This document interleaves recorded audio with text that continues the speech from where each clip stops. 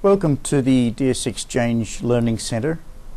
My name is Ray Werlod, and this presentation is a bit of a discussion on a systematic way of doing data stage job design. The very first thing to say is that you don't even contemplate doing a data stage job design until you know what it is you're going to do. You have to have a plan, a specification of some kind.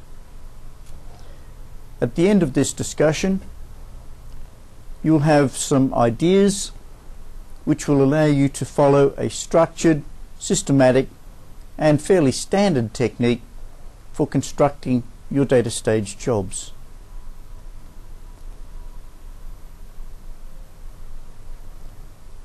A data stage job has a purpose.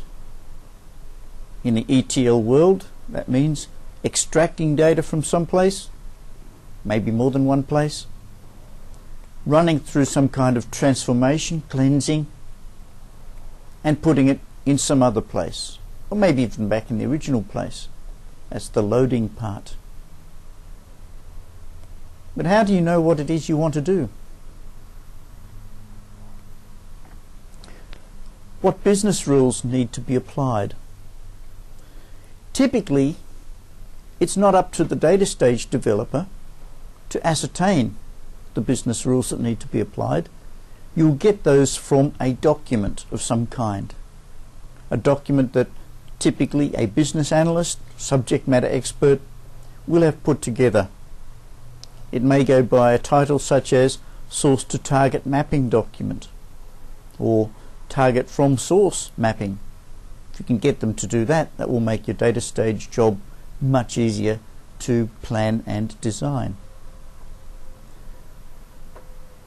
On the other hand, such a document may not be written in terribly technical language, so you'll need to derive the correspondence between the business rules written out in business terminology and something a bit more technical that you can convert into an expression, a routine, whatever it may be.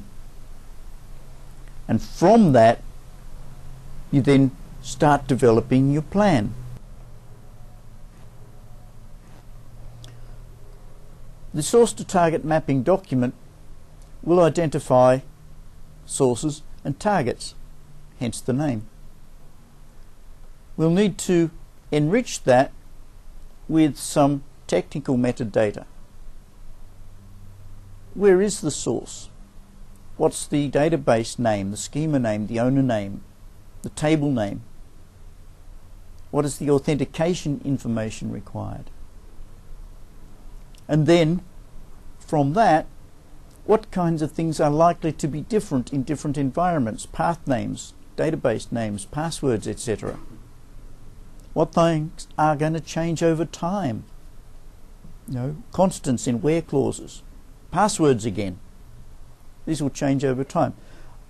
Anything that might be different between environments or that may change over time deserves to be a parameter. You are future-proofing your jobs. You're buying insurance against things changing. You provide a mechanism that allows that change to be accommodated without needing to redesign, recompile.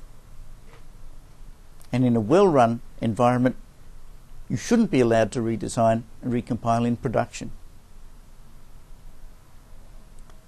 There is a technique for changing default values for parameters in a production environment. We can go into the director and do that. You don't need to do any redesign in production at all, ever.